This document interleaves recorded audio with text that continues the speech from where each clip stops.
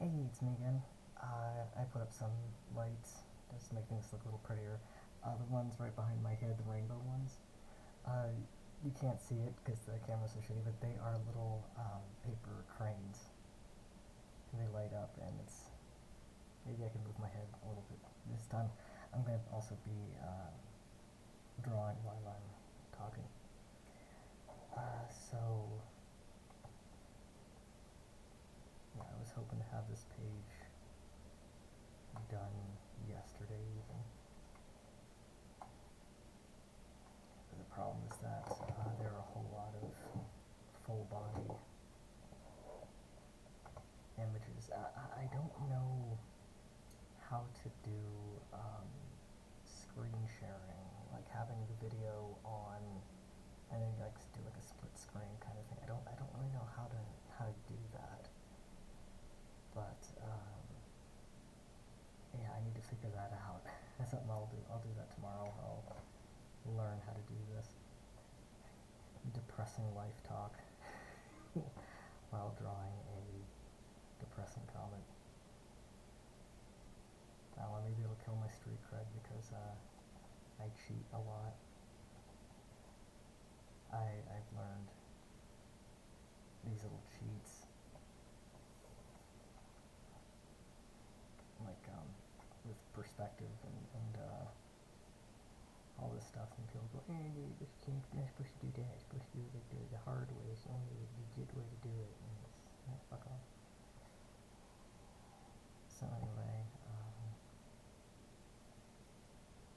I was thinking earlier that I people keep going on about the new Stranger Things season, and I didn't see it. I think I got like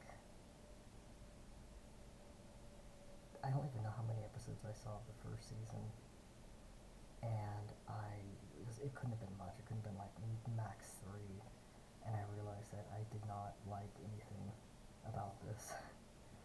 I felt like it was romanticizing a time period in a very disingenuous way because like I don't remember anything like that. I lived in that time period, and Dungeons and Dragons with kids. No, have you heard of the Satanic Panic? I mean, I was real smug about it, and I was telling my buddy Chaz that lol, this show is so inaccurate. Why do people like it? And he starts pointing out stuff like, well, I don't know. I have so and so who actually lived at the same time, and he remembers it like this, and so and so over here also remembers it like this, and I don't want to think of like that. I'm trying to be self-pitying here, and I realized that he was nudging me into the realization that no, you just had it really shitty. This is the way you experienced this entire time period is completely abnormal to the point where you don't recognize it. I think that's something that victims of childhood abuse need, something that like slowly dawns on you, that whenever people talk about like these tales of growing up and the adolescence and this shared experience, and it never feels real. Like every time you see it, like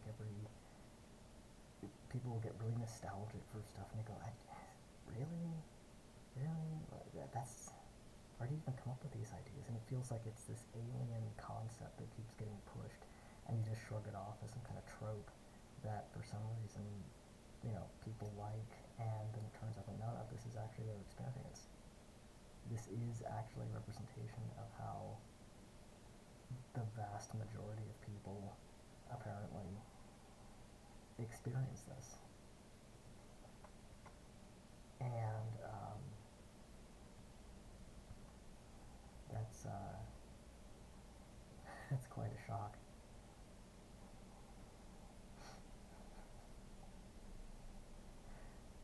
And it's yeah, that shut my mouth up pretty good. I really worry that these video chats are just going to be depressing.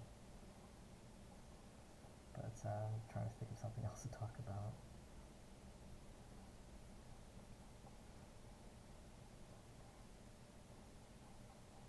Um,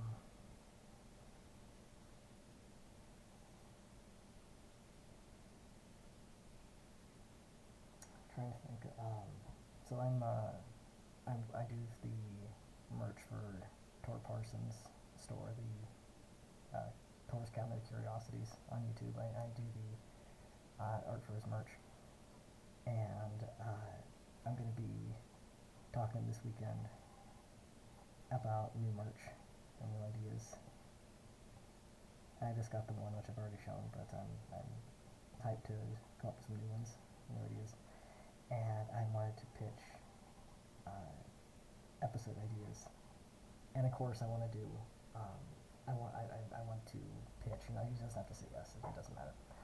To do an episode about Snowblind, because not only is it you don't even need to go over the story, even though that's the main thing for me is the story, but the question of death of the author with Snowblind, because he so it's this story beginning, middle, and end. It loops in on itself with the opening image and the closing image. Snowblind contains one of the greatest dark punchlines in all of fiction.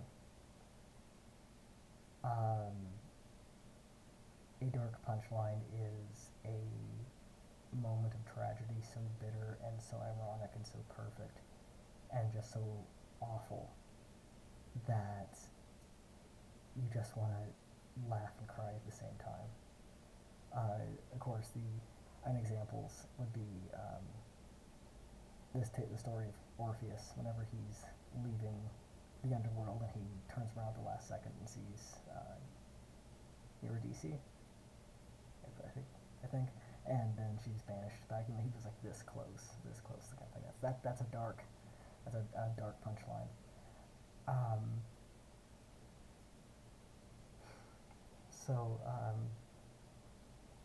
I really want you guys to read Snowblind, but apparently I'm the only person who caught this dark punchline. Like I've shown it to 2 other people who have read it, and I just waited for them to say something about this punchline, and they didn't catch it. So this is the very last chapter. This is chapter 12.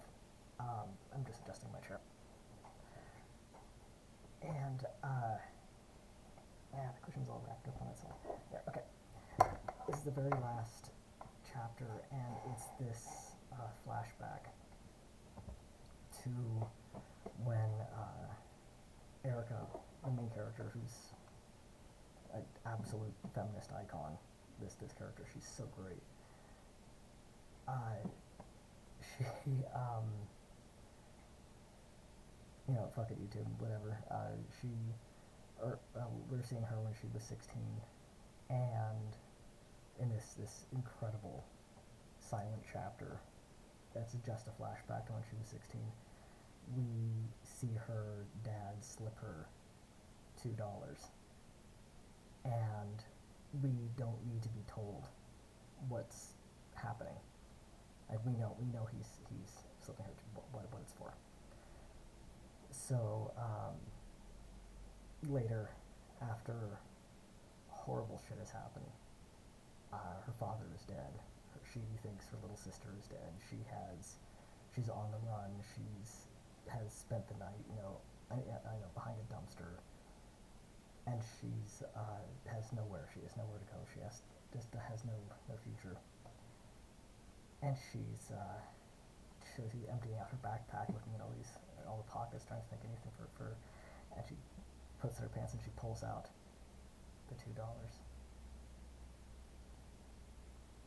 and she just stares at them, and just this pull back and just wash over, and I remember I threw the book across the room.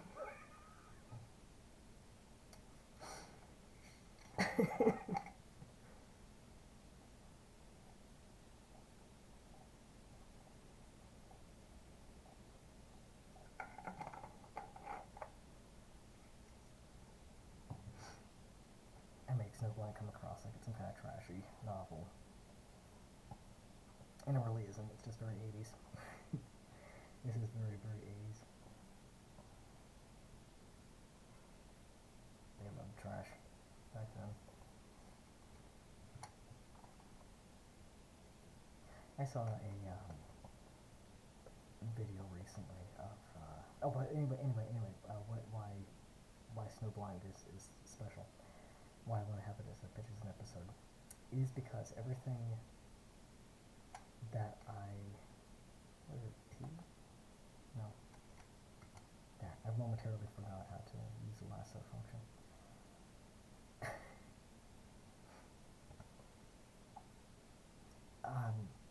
If you were to just look at Snowblind as it is,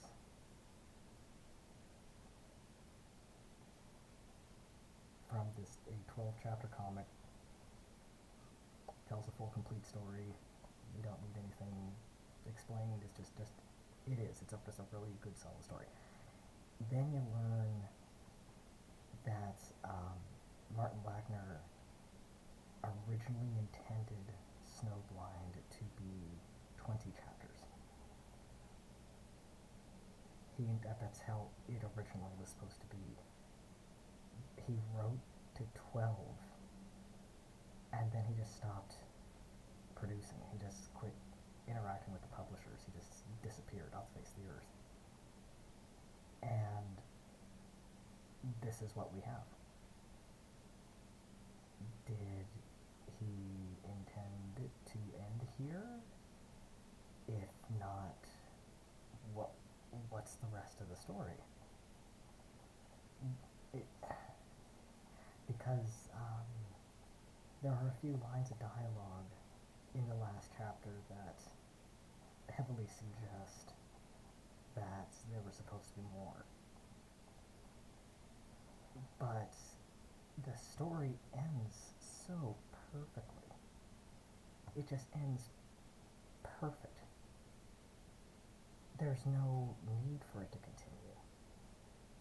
But apparently it did. And because, it could very well have been that he got to that scene and said, I can't continue any further. I end it here. This is where it should end. Maybe that was his thought process. Maybe he just was sick of drawing it and gave up and abandoned it. We don't know. And people can't seem to get over that hurdle. They can't see it as a complete work. So there's this paradox of the more you know about this, the worse it is. But not in a, Marion Zimmer Bradley kind of way. Now, we're not talking like that. I mean, this guy was apparently awful to work with, but he wasn't a fucking demon, for fuck's sake.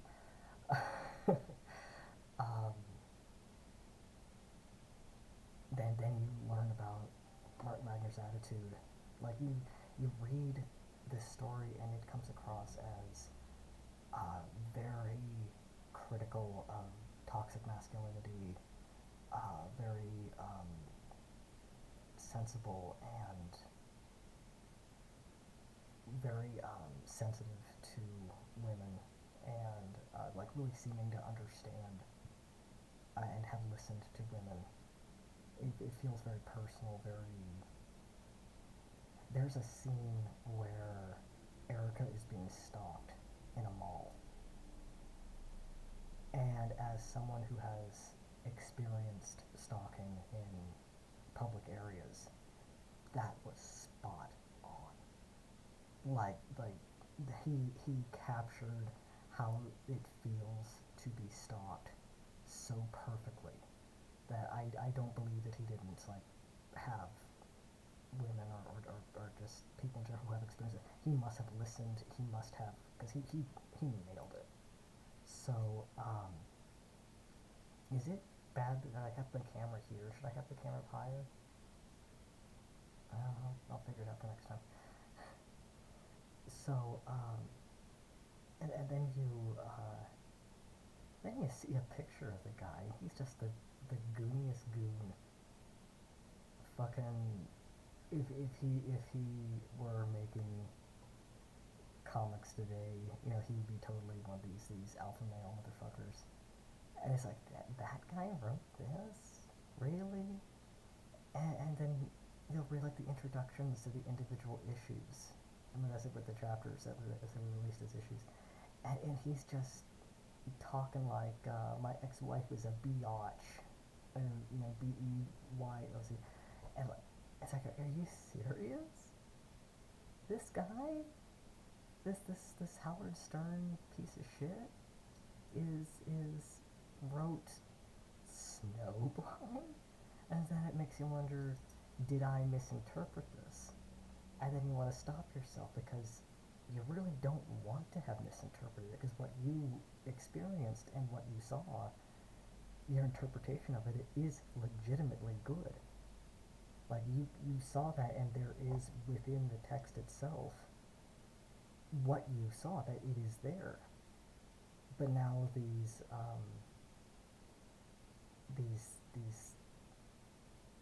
not these little ugly facts that literally affect the story itself. And so what do you do with that?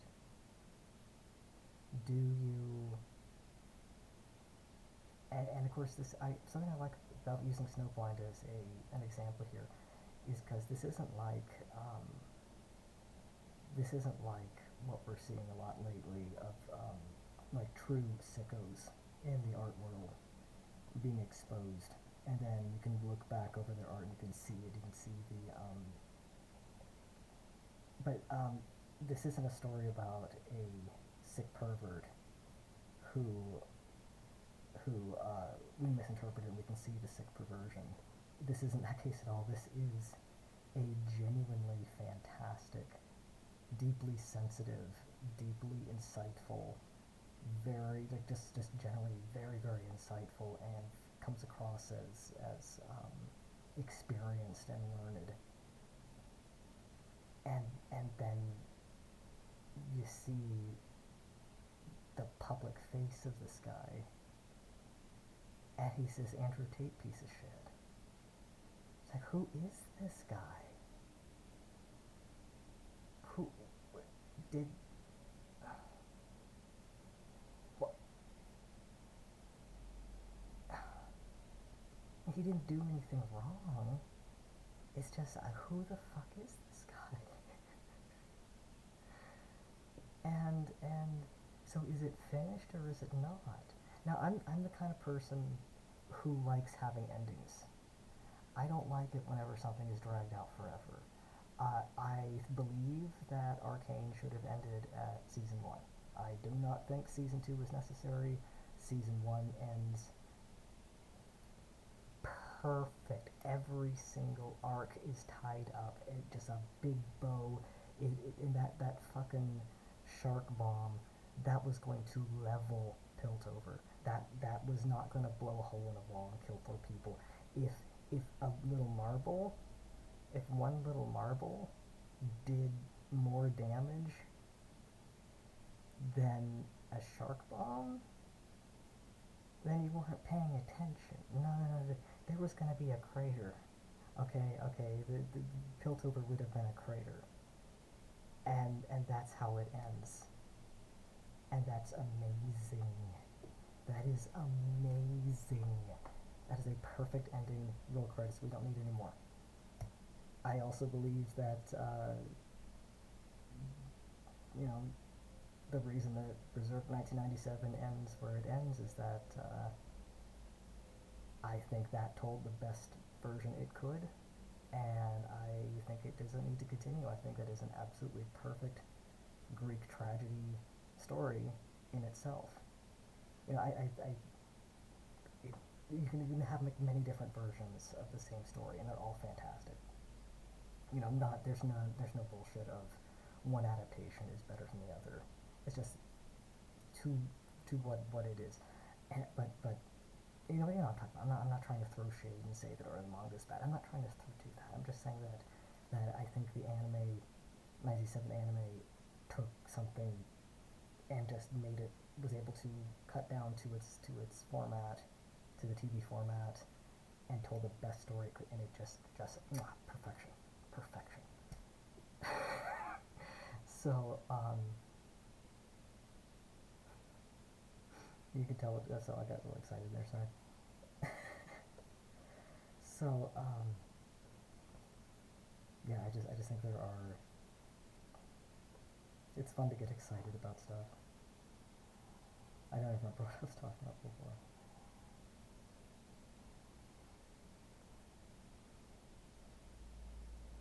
No, I don't remember what I was talking about before. I'm trying to go backwards.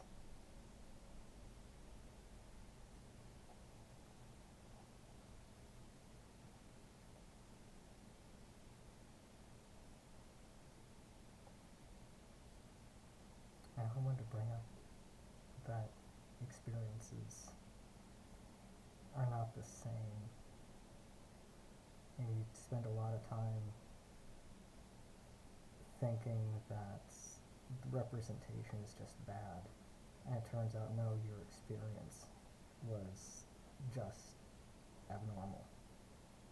And I mean that is out of the norm, not bad, but like it. Your experience was so outside of the norm that the average public doesn't even think of it as a possibility. And it's interesting how long it takes some of us to realize that.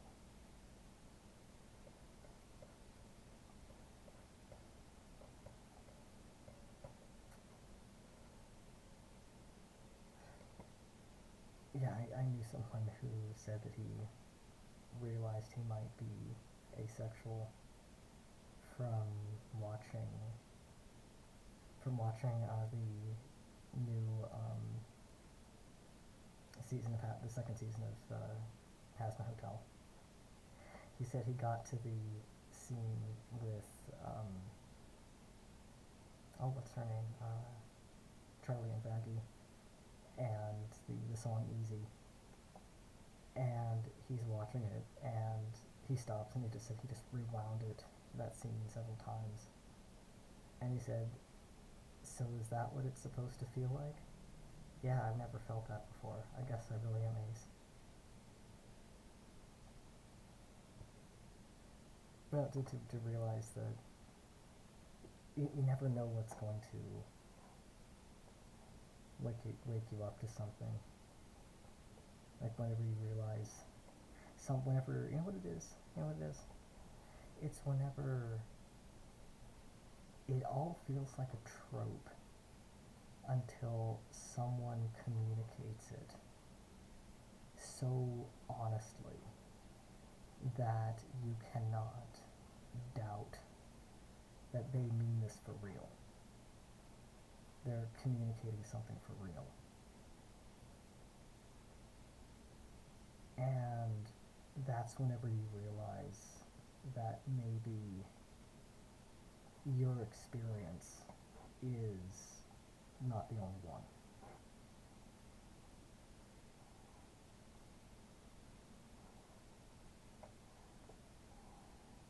And that can be both a isolating thing or something that makes your world bigger. That depends on your outlook. Well, it also depends on your situation. Like, I imagine, I don't know how my friend felt, but I imagine for some people that could feel isolating. I don't know. I don't know if you're asexual. Please reach out. Like, I don't even know myself. I don't know. I don't really care anymore. Oh shit, this character's gonna look really good with long hair. By the way, my hair is long because last June my partner, who we had been together for 14 years, we broke up back in June, and he moved out, and that was extremely difficult. And I started doing all kinds of weird shit, trying to make friends and be social and stuff like that. And there's this barber I go to. I hate getting my hair cut. I fucking hate it so much. Um, this new barber they have there. The reason I go to it is because it's literally across the street. Like, I can go out my window and I can look at it. It's right there. Um, so I go just because it's convenient. They're not particularly good, but then again, I don't really give a shit. Um, well, here I go get my hair cut, and I'm just like completely like drained. Like, I've been a fucking zombie for weeks. And this guy decides he's gonna get all chatty with me, and he barely even cuts my hair, and just gets me really irritated, and he just yaps and yaps and yaps, and I have to keep pointing him to remind him to cut my fucking hair, and he just does a shit job. And my hair is longer than it was whenever I came in, and then it dawned on me that, wait, was he flirting with me? Is that how humans do the flirtation? Is that how the way of the youth these days? I don't. And I'm just so fucking depressed. And I said, you know what? Maybe I should give it a shot. And so I revved myself up, and I got myself all involved and whatever. And I go over there and I hand him my number, and Eddie didn't. He got really confused, and then it dawned on me that he was getting creeped out, and I cannot go back there. I cannot. I can't go back. Never stepping foot anywhere within 50 meters circle around that place ever again. I will cross the street to stay away from it now. So that's why I have 6 months worth of hair on my head right now.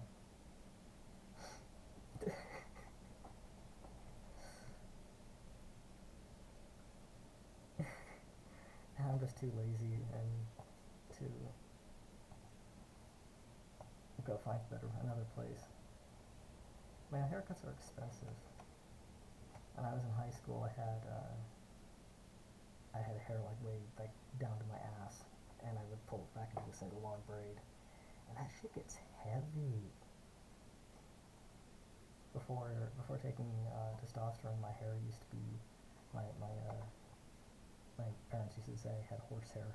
It was so thick and coarse like horsehair. And well, obviously it's not that thick anymore, but it's still alright. But yeah, I just get really heavy, like 4 pounds of hair hanging off my scalp. Sound like it, I don't know if it sounds much.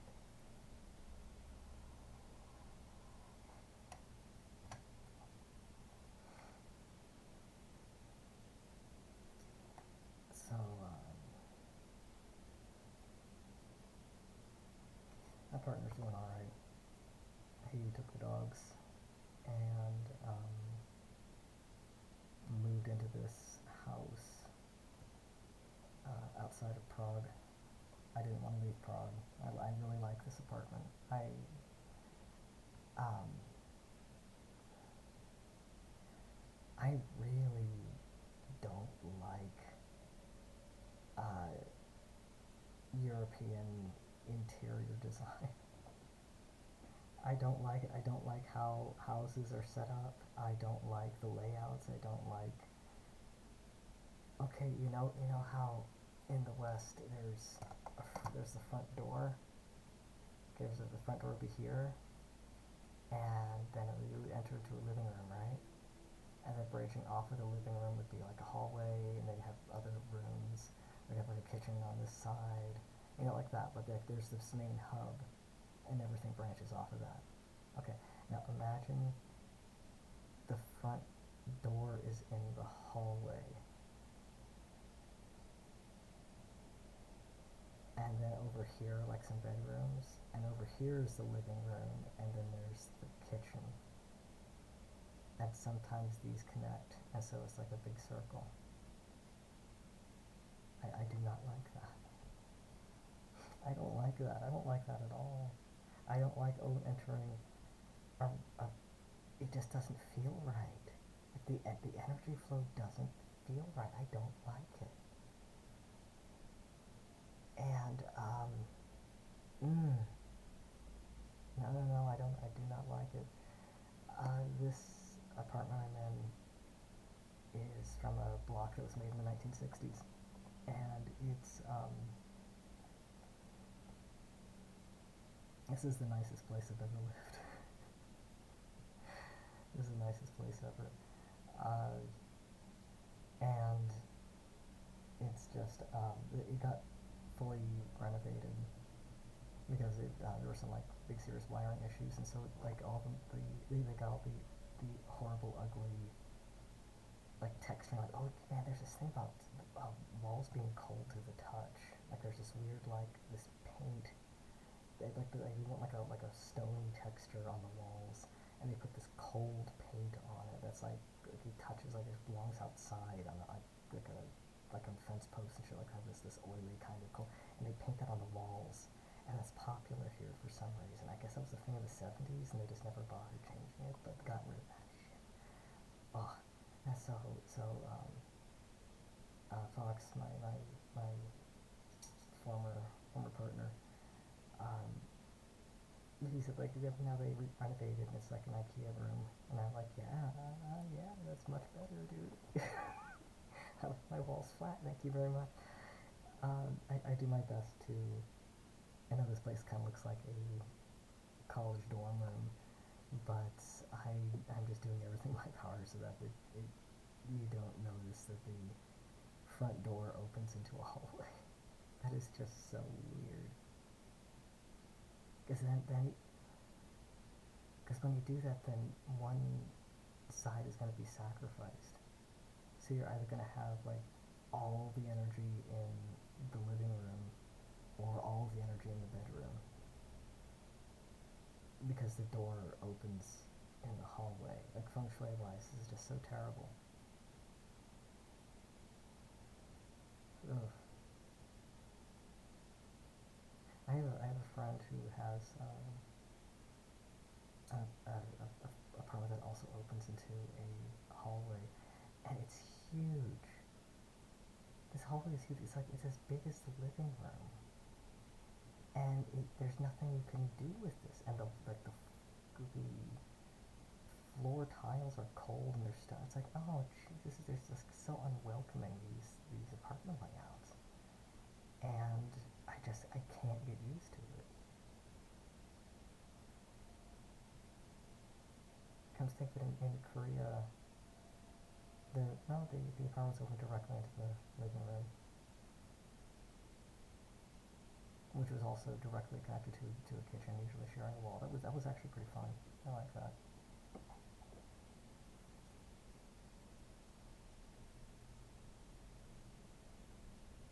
I don't know if that's just an Eastern European thing.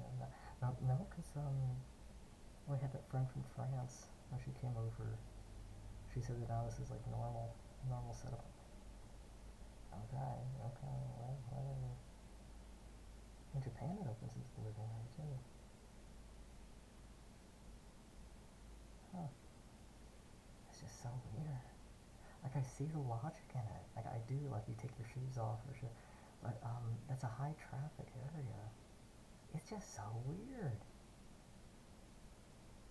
No, or like in rural Japan, like it would open into like a courtyard, but you can still access it. See, that just makes more sense to me than this hallway. I don't know. I care a lot about space. I care a lot about setting. Okay, my voice is giving out. It's 4 in the morning. Bye.